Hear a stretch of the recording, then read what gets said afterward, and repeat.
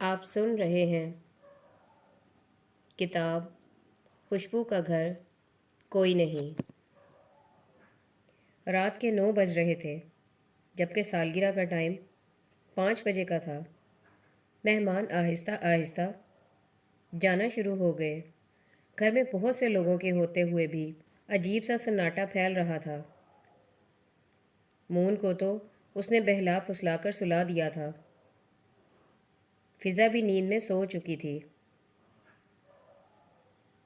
سالگرہ کی خوشی میں وہ صبح 5 بجے کی اٹھی ہوئی تھی۔ ماما کے ساتھ نماز پڑھنے اس کی ساری خوشی ہوا ہو گئی تھی۔ اب وہ باقاعدہ ماما پاپا سے روٹھ گئی تھی اور وہ خود بھی تو دل ہی دل میں ان سے خفا ہو گئی تھی جو آدھے گھنٹے کا جھوٹا وعدہ کر کے گئے تھے۔ سفینہ پھپھو اور عاقف چچا کا غصہ اب پریشانی میں بدل چکا تھا۔ 10:15 بجے کا ٹائم تھا جب اچانک لائٹ چلی گئی اور ہر طرف اندھیرا چھا گیا تھا۔ فضا تو اونچا اونچا رونے لگی۔ مجھے ماما کے پاس جانا ہے۔ ایمن نے اسے ڈانٹ کر اپنے ساتھ لگا لیا کہ ماما ابھی آنے والی ہیں۔ عین اسی وقت فون کی گھنٹی بج اٹھی۔ سناٹے میں اس کی آواز کسی بھیانک چیخ کی طرح سنائی دی تھی۔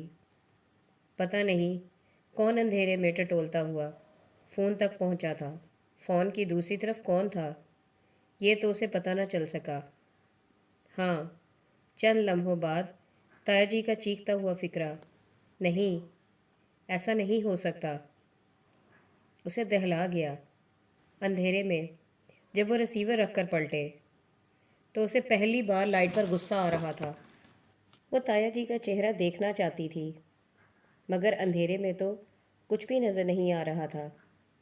عین اسی وقت لائٹ آ گئی اور کاش وہ کبھی نہ آئی ہوتی، بلکہ اب اس کا آنا نہ آنا ایک برابر تھا۔ تایا جی کے ستے ہوئے چہرے کا جیسے کسی نے لہو نچوڑ لیا تھا اور ان کا وجود ہولے ہولے کپ کپا رہا تھا۔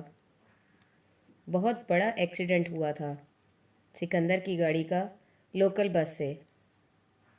ہاسپٹل جا کر ان دونوں نے چند سانسیں بھی نہیں لی اور ان کی آواز کسی گڑھے میں سے آ رہی تھی۔ کہتے کہتے وہ ہچکیوں سے رونے لگے۔ تائی جی نے ہائے میرے اللہ کہہ کر سینے پر 2 تھپڑ مارے تھے اور سفینہ پھپھو، نہیں بھائی جان، ایسے نہیں ہو سکتا، نہیں نہیں، وہ چیخنے لگی تھیں اور غزالہ آنٹی پاگلوں کی طرح ایک ایک کی شکل دیکھ رہی تھی اور ایمن نے فضا کو اتنی زور سے اپنے ساتھ چمٹایا تھا کہ اس کی چیخ نکل گئی، جس کی آواز سے مون کو سلاتی عبیرہ بھاگ کر باہر آ گئی۔ پھپھو اور تائی جی تو اب باقاعدہ رو رہی تھیں۔ عبیرہ کے قدم جیسے زمین میں گڑ گئے تھے۔ وہ کچھ نہیں سمجھ پا رہی تھی۔ ایمن سب کچھ سمجھنے سے قاصر تھی، وہ تو پھر اس سے 2 سال چھوٹی تھی۔ عبیرہ میری بچی، تمہارے پاپا ماما چلے گئے تمہیں چھوڑ کر، ہمیشہ کے لیے۔ میری بچی ادھر آ، دیکھ کیا ہو گیا تمہارے ساتھ۔ تائی کی دردناک پکار نے اسے جیسے سب کچھ سمجھا دیا۔ وہ نہیں نہیں، وہ نہیں نہیں کہہ کر ایمن کی طرف بڑھی۔ ایمی، ایمی، پاپا ماما کہیں نہیں جا سکتے، نہیں جا سکتے نا ہمیں چھوڑ کر۔ ایمی، ماما، ماما وہ پتھر بنی ایمن کے گلے سے جھول گئی۔ وہ تو پہلے ہی فضا کے سہارے کھڑی تھی۔ تینوں دھڑام کر کے نیچے گر گئیں۔ عاقف چچا اور جمال انکل انہیں اٹھانے آگے بڑھے۔ ایمن بے ہوش ہو چکی تھی اور ہوش میں آنے کے بعد اس کے دل نے بارہا تمنا کی کہ کاش وہ ہوش میں کبھی نہ آتی، اور اگر آئی بھی تھی تو اسے ارد گرد کی کچھ خبر نہ ہوتی، اور اگر خبر بھی ہوتی تو اس میں کم از کم وہ دل خراش منظر نہ ہوتا جس کو اس کی آنکھیں شاید تو عمر بھر نہ بھول پائیں گی۔ اس کے سجے سنورے پاپا اور ماما سفید بے داغ کفنوں اور پٹیوں میں جکڑے ان کی طرف سے آنکھیں بند کیے ہوئے پہلو با پہلو لیٹے ہوئے تھے۔ ماما کی 5,000 کی وہ قیمتی ساڑی انہی کے لہو میں رنگی کتنے دن سٹور میں پڑی رہی، اور پاپا کا خون میں ڈوبا 2 پیس جسے اس نے تائی جی کو ان کے ڈرائیور کو دیتے دیکھا تھا، تو کمرے میں آ کر اسے اپنی چیخوں پر قابو نہ رہا تھا، اور ان کے پہلو با پہلو اس طرح بے خبر و بے نیاز لیٹے دیکھنے کا منظر تو فقط چند لمحے ہی اس کی بینائی کے سامنے رہا تھا کہ وہ پھر بے ہوش ہو چکی تھی، اور جب دوبارہ اسے ہوش آیا تو گھر کے مالکان گھر خالی و ویران کر کے ہمیشہ کے لیے خاک میں سمانے جا چکے تھے۔ وہ تو انہیں آخری بار جاتے ہوئے بھی نہ دیکھ سکی تھی، اور آنسو تو جیسے کہیں آنکھوں کے پیچھے ہی جم کر رہ گئے تھے۔ مون اور فضا تو بے تحاشا رو رہے تھے۔ ان کی ماما پاپا کی پکار تو پتھروں کو بھی رلا رہی تھی۔ عبیرہ البتہ اس کی طرح گمسم تھی۔ دونوں بڑی اور باشعور ہونے کی سزا جھیل رہی تھیں، اور وہ دونوں بے شعور ہونے کی وجہ سے رو رو کر اپنے ساتھ ہونے والے اتنے بڑے نقصان کا اعلان کر رہے تھے۔ سب لوگ ان دونوں کو ہی بہلانے میں لگے ہوئے تھے۔ مون تو مستقل سفینہ پھپھو کے پاس تھا، اور فضا کبھی تائی جی کی گود میں ہوتی اور کبھی غزالہ آنٹی کے پاس، اور ایمن کا دل چاہ رہا تھا کہ یہ سب لوگ چلے جائیں، ہر طرف خاموشی ہو جائے، سکون جیسا پہلے ہوتا تھا، پھر ماما اور پاپا بھی آ جائیں گے۔ وہ دونوں تو شور شرابے سے بہت بھاگتے تھے، اس لیے تو وہ دونوں آ نہیں رہے تھے۔ اسے ابھی یقین نہیں آ رہا تھا کہ وہ دونوں ہمیشہ کے لیے جا چکے ہیں۔ جب سے ہوش سنبھالا تھا یہ تو اسے پتہ ہی تھا کہ جو ایک بار مر جاتا ہے، اس دنیا سے چلا جاتا ہے، وہ پھر دوبارہ نہیں آ سکتا۔ زمین آسمان ایک ہو سکتے ہیں مگر مرنے والا نہیں لوٹ سکتا، لیکن اسے اب اسی بات پر یقین نہیں آ رہا تھا کہ اس کے والدین دوبارہ نہیں آ سکتے۔ ماما کہتی تھی کہ اللہ سب سے زیادہ بچوں کی دعائیں قبول کرتا ہے۔ اس نے دل میں طے کر لیا تھا کہ جب سب لوگ چلے جائیں گے تو وہ چاروں بہن بھائی مل کر خوب زور زور سے رو کر اللہ سے دعائیں کریں گے، تو اللہ ضرور ماما اور پاپا کو واپس بھیج دیں گے۔ اس خیال سے جیسے اس کا دل اندر سے مطمئن ہو گیا، اور رات کو جب عبیرہ اس کے ساتھ لپٹ کر رونے لگی تو اس نے آہستہ سے یہ راز کی بات اسے بھی بتائی۔ عبیرہ، سب لوگوں کو جانے دو، پھر ہم اللہ میاں سے خود ہی ماما پاپا کو مانگ لیں گے، اللہ میاں ہماری بات ضرور مانیں گے۔ تو روتی روتی عبیرہ ایک دم سے چپ ہو گئی، اس کی بات پر جیسے غور کرنے لگی۔ نہیں امی، ایسا نہیں ہو سکتا، مرے ہوئے لوگ اس دنیا میں واپس نہیں آ سکتے۔ اس نے زور سے نفی میں سر ہلایا۔ جی نہیں، آ سکتے ہیں، اللہ میاں سب سے زیادہ بچوں کی دعا قبول کرتے ہیں۔ اگر ہم اللہ میاں پر زور دیں گے تو وہ ضرور ہماری بات مان لیں گے۔ اگرچہ اسے خود بھی اپنی بات کے پورا ہونے کا یقین نہ تھا، مگر پھر بھی وہ اسے عبیرہ سے منوانا چاہ رہی تھی۔ نہیں امی، ایسے نہیں ہو سکتا۔ تمہیں یاد نہیں ماما جو ہمیں حدیث سنایا کرتی تھی کہ جب شہدائے بدر کو جنت میں اعلیٰ مقامات اور درجات پر پہنچا دیا گیا تو اللہ تعالیٰ نے شہداء سے کسی اور خواہش کی فرمائش کرنے کو کہا، تو انہوں نے کہا کہ نہیں اللہ تعالیٰ، کچھ اور نہیں۔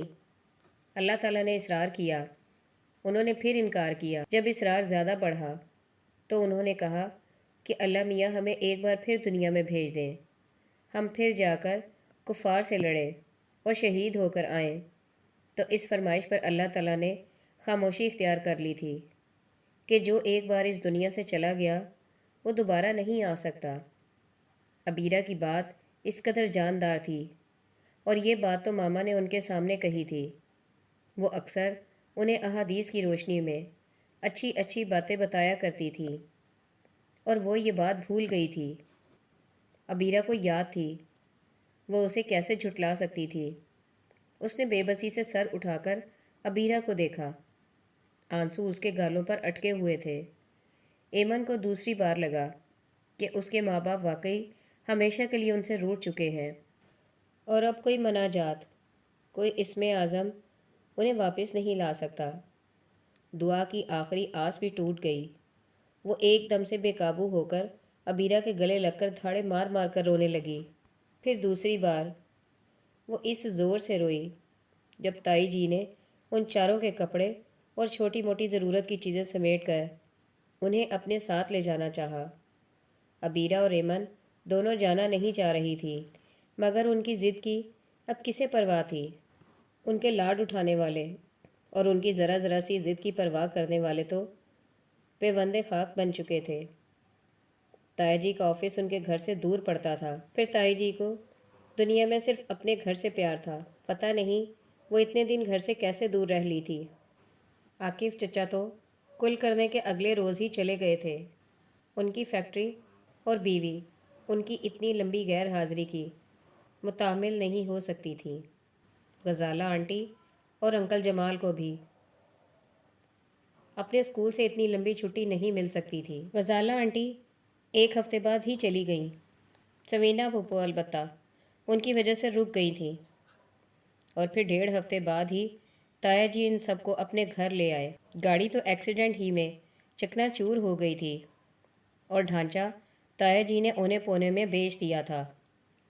ان کے گھر کو تالا لگا دیا گیا تھا۔ ابیرہ تو مچل مچل کر رو رہی تھی کہ وہ گھر چھوڑ کر نہیں جائے گی۔ ماما پاپا آ جائیں گے، آپ لوگ چلے جائیں، ہم نہیں جائیں گے۔ وہ روتے روتے بے ہوش ہو گئی تھی۔ ابرار بھائی نے اسی طرح اسے اٹھا کر گاڑی کی پچھلی نشست پر بیٹھی تائی جی کی گود میں ڈال دیا تھا۔ ایمن کے رونے پر تایا جی نے اسے بری طرح جھڑک کر ایک تھپڑ لگا دیا تھا۔ ایمن، تم بچی نہیں ہو، سمجھدار ہو، خبردار جو اب روئیں تو فضول میں دماغ خراب کر دیا۔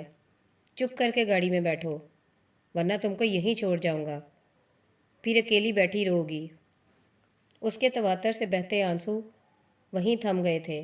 ہاں، اندر بہت کچھ تڑک گیا۔ مستقبل کی دھندلی سی تصویر واضح ہونے لگی تھی۔ جوں جوں گاڑی گھر سے دور ہو رہی تھی، وہ رویوں کے تانے بانے جوڑ کر اپنا اور بہن بھائیوں کے مقام کا تعین کرنے کی کوشش کر رہی تھی۔ اس نے پلٹ کر نہ تو ہوش میں آتی ابیرہ کو دیکھنے کی کوشش کی اور نہ پھپھو کی گود میں بخار میں پھکتے مون پر نگاہ ڈالی۔ وہ بس کھڑکی سے باہر بھاگتے دوڑتے منظر میں گم تھی۔ تایا جی کے گھر آتے ہی جیسے سب لوگ بے تحاشا مصروف ہو گئے تھے۔ تایا جی صبح کے نکلے، شام گئے پلٹتے تھے، اور آ کر بھی انہیں کم از کم ان چاروں میں سے کوئی دکھائی نہیں دیتا تھا۔ اگر دیکھ بھی لیتے تو قصداً بے نیاز سے بن جاتے۔ شاید ان کا وجود بھی انہوں نے گھر کی دیواروں یا ساز و سامان کی طرح تصور کر لیا تھا، جو وجود تو رکھتے ہیں مگر ہر وقت نظروں کے سامنے ہونے کی وجہ سے روٹین کا حصہ لگتے تھے، بے وقت اور بے مصرف سے۔ تایا جی کا گھر ان کے گھر جتنا ہی بڑا تھا، مگر پرانے فیشن کا بنا ہوا تھا۔ بہت اونچی اونچی چھتیں اور بڑے بڑے کمرے، اور تائی جی تو آتے ہی اپنی راجدھانی کی صفائی ستھرائی میں لگ گئی تھیں۔ باقی ہر چیز، ہر موضوع ان کے لیے بے معنی تھا، اور سفینہ پھپھو 2 دن بعد ہی اپنے سسرال والوں سے ملنے راولپنڈی چلی گئی تھیں۔ مون کا بخار نہیں اتر رہا تھا۔ پہلے دن ہی ڈاکٹر کو دکھایا تھا۔ اس کے بعد ایمن اور ابیرہ کے کہنے کے باوجود کسی کو ٹائم ہی نہیں مل سکا تھا اسے دوبارہ ڈاکٹر کو دکھانے کا۔ مون بہت کمزور ہو گیا تھا اور بے حد چڑچڑا بھی۔ ہر وقت اس کا بدن بخار کی حدت سے تپتا رہتا تھا۔ اس کا کھانا پینا نہ ہونے کے برابر ہو گیا تھا۔ ہر بات میں ضد کرتا تھا۔ جب بھی ذرا اس کی طبیعت بہتر ہوتی، وہ ماما ماما پکارنا شروع کر دیتا۔ اسے سنبھالتے سنبھالتے ایمن اور ابیرہ بکھر بکھر جاتی۔ فضا تو ویسے ہی گمسم ہو کر رہ گئی تھی۔ تایا جی اب ایمن سے کہہ رہے تھے کہ وہ اسکول جانا شروع کرے۔ اتنی لمبی چھٹی کرنا ٹھیک نہیں۔ اس کی کلاس سینئر ہے۔ ابیرہ اور فضا کو تو انہوں نے ایک دفعہ بھی نہ کہا تھا اسکول جانے کو۔ ان کو کیوں نہیں کہتے یہ بھی اسکول جائیں اب؟ ان کے دن رات کے اصرار پر وہ بھی چمک کر بولی، تمہاری کلاس بڑی ہے نا، اس لیے۔ اس کے اعتراض پر انہوں نے اسے سمجھایا، مگر اس نے ان کی بات نہ مانی، نہ پیار سے نہ غصے سے۔ پتہ نہیں کیوں اس کا دل منتظر تھا کہ کچھ ہونے والا ہے۔ وہ ہو چکے تو پھر وہ کچھ کرے گی۔ کالج اور کرکٹ کی مصروف روٹین میں سے وقت نکال کر ان کی دل جوئی کرنے کی کوشش کرتے تھے، لیکن ولید بہت بے حس اور ظالم تھا۔ وہ آتے جاتے ان چاروں کو خوب تنگ کرتا تھا۔ امی ابو مظلوموں کا چوکڑا پتہ نہیں کہاں سے اٹھا لائے ہیں، بھلا شہر میں اتنے یتیم خانے بھی تو ہیں، وہاں چھوڑ آتے۔ لا کر یہ مظلوم صورتیں ہمارے اوپر طاری کر دیں۔ ہر وقت کا رونا دھونا۔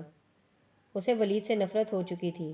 نہ تمہارے پاپا ماما کو ہم نے مارا ہے جو ہر وقت یہ نحوست پھیلائے رکھتے ہو تم لوگ۔ ان میں سے کوئی بھی روتا تو وہ دھاڑنے لگتا، اگرچہ تایا جی اسے ڈانٹتے تھے، لیکن تائی جی اس کی اتنی بکواس پر بھی اسے کچھ نہیں کہتی تھی۔ وہ ان کا بہت لاڈلا تھا، اور پھر لاڈلوں کو کون کچھ کہتا ہے؟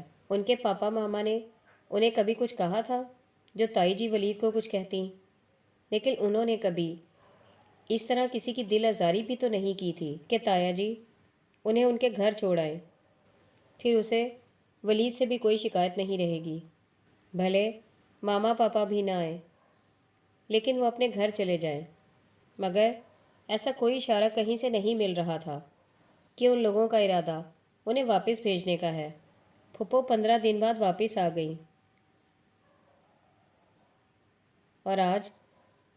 اور آج ہونے والی بات ہو گئی۔ ان کی تقدیروں کا فیصلہ اس طرح سے انہیں تتر بتر کر کے۔ نہیں نہیں، میں کبھی ایسے نہیں ہونے دوں گی۔ پھپھو کو اگر بیٹے کی ضرورت ہے تو اللہ میاں سے مانگے، ہمارا مون کوئی فالتو تو نہیں۔ میں کبھی بھی اسے اپنے سے دور نہیں کروں گی۔ وہ تو بالکل پاپا جیسا ہے، ان کی جیسی آنکھیں، ان کے جیسے بال۔ نہیں، کبھی نہیں۔ لاہور کبھی نہیں۔ عاقف چچا نے تو کبھی ہمیں جھوٹے سے بھی پیار نہیں کیا، وہ کیا فضا کا خیال رکھیں گے؟ اور وہ تو اتنی بزدل اور ڈرپوک ہے کہ رات کو سوتے میں بھی اتنی بار ڈرتی تھی کہ ماما پاپا اسے اپنے ساتھ سلاتے تھے۔ وہ اکیلی کیسے رہے گی؟ اور ابیرہ غزالہ آنٹی کے گھر کبھی نہیں گئی، جہاں ہر وقت ہلا گلا ہوتا رہتا ہے۔ اور غزالہ آنٹی کی 5 بیٹیوں میں ابیرہ کی بھلا کیا گنجائش؟ اسے تو ذرا سی بھی توجہ نہیں ملے گی۔ اور ان کے گھر تو کھانا بھی ایک وقت پکتا ہے اور 3 ٹائم چلتا ہے، اور ہر وقت ہر ڈش میں ڈچ قوم کی طرح آلو پکتے ہیں۔ اور ابیرہ کو آلو کتنے ناپسند ہیں، وہ کسی کھانے میں بھی آلو نہیں کھاتی۔ پاپا اس کے لیے علیحدہ ماما سے کچھ نہ کچھ کہہ کر بنواتے تھے۔ اور غزالہ آنٹی کا گھر کس قدر چھوٹا ہے، صرف 2 کمرے، ایک میں ان کی 5 بیٹیاں ہوتی ہیں۔ ابیرہ اتنے کنجسٹڈ ماحول میں کیسے رہے گی؟ اسے تو گرمی بھی بہت لگتی ہے، اور غزالہ آنٹی کے گھر تو اے سی بھی نہیں ہے۔ اور شام کو جب سارے محلے کے بچے ٹیوشن پڑھنے آتے ہیں تو کتنا شور ہوتا ہے، ہر طرف آوازیں ہی آوازیں۔ غزالہ آنٹی ابیرہ کو اپنے سرکاری اسکول میں داخل کروائیں گی؟ نہیں، کبھی نہیں۔